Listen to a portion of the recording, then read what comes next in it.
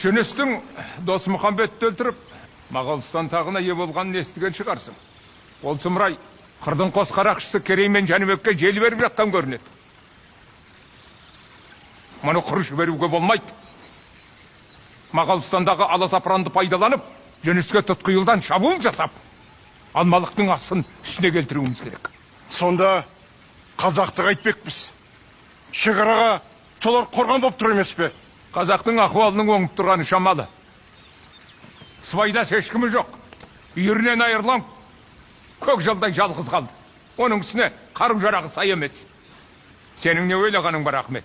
Тақсыр, қазақ жайлы ойыңыз тым ұшқарлау екен. Олар сіз ойлағандай аса осал жау емес.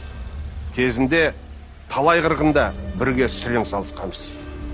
Өлген тірілгеніне қарамай соғысатын жау жүрек халық.